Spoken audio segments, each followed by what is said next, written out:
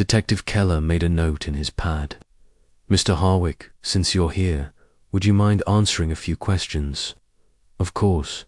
Can you take a look at what we found? If Mr. and Mrs. Steinman don't object.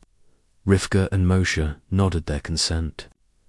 Donald approached the evidence slowly, his face paling as he took in the scene. His eyes lingered on the Nazi memorabilia, and unexpectedly he leaned closer to examine the Sanitätskasten and eagle statue. These look authentic, he said quietly.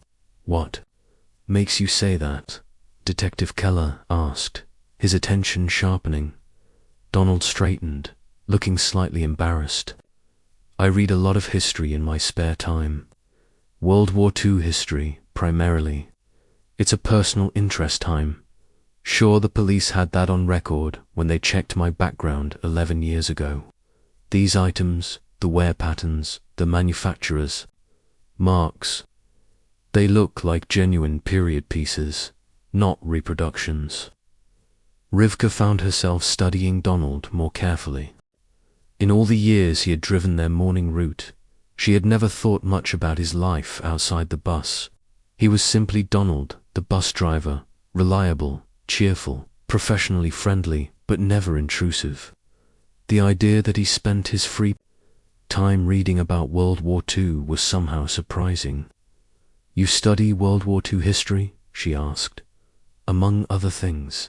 Jewish history, actually, and World War II by extension. History helps us understand the present, don't you think? Donald's expression was earnest, and Rivka felt a small warmth despite the circumstances. Here was a Gentile man who had taken the time to learn about their people's suffering. Detective Keller made more notes. We'll have our experts authenticate the items. We're also checking our databases for any neo-Nazi activity in the area, any collectors of this type of memorabilia. Are you sending divers back down? Donald asked. Yes, it's a big lake. We are conducting a thorough search. For the detective paused, glancing at Rivka and Moshe. Additional evidence. They all understood what he meant without him having to say it. Bodies.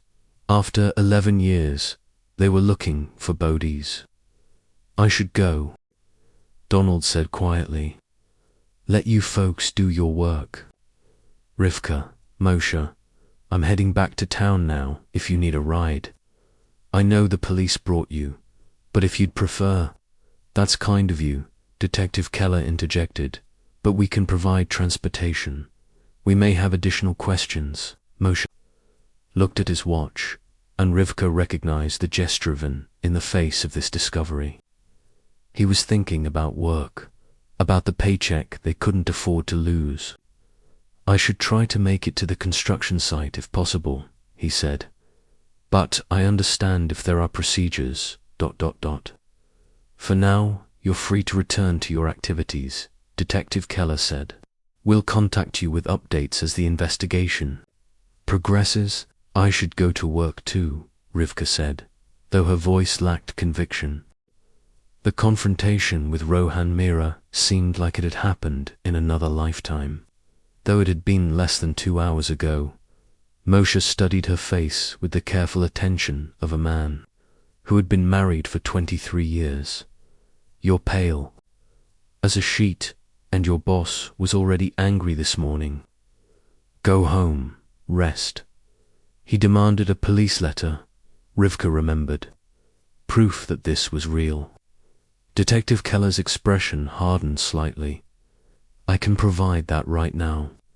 He pulled out an official letterhead from his folder and began writing. After a moment, he signed and stamped it with an official seal. This should satisfy any employer. If you have any problems, have them call me directly.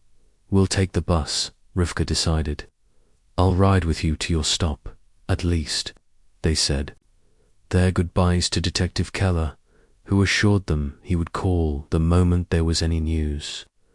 Donald led them up the slope to where the 57A bus waited at the overlooked turnaround, its diesel engine idling quietly.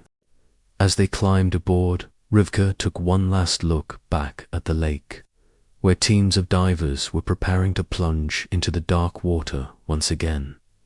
Somewhere in those depths, her boy's story had been hidden for 11 years. Now, finally, it was beginning to surface. Chapter 2. Fragments of memory. The bus pulled away from Lake Tappan, its engine grinding through the gears as Donald navigated the winding road back toward town. The familiar route that had once represented the comfortable routine of their daily lives now felt different, charged with the weight of what they had just learned. Rivka and Moshe sat in their usual seats, but nothing about this morning felt usual anymore. The weight of confirmation pressed down on them like a physical thing. After 11 years of not knowing, of existing in the terrible limbo between hope and despair, they finally had proof that something had happened to their boys. Not answers not yet, but evidence that their disappearance had been neither accident nor choice. 11 years, Moshe said quietly, staring at his work-roughened hands. The calluses told the story of 2 decades in construction, but also of the extra shifts he'd taken, the overtime hours he'd worked, all in service of keeping the search for their sons alive. 11 years of not knowing. Rivka nodded, unable to speak. The image of those small yellow backpacks, weighted with stones, and hidden beneath 40 feet of dark water, kept flashing behind her eyelids. Someone had wanted their boys to disappear forever, had taken deliberate steps to ensure they would never be found. The cruelty of it, not just taking them, but erasing them so completely, was almost unbearable. "Do you remember that morning?" she asked, though of course he did. They had relived it thousands of times, dissecting every detail, searching for clues they might have missed, signs they should have recognized. September 13th,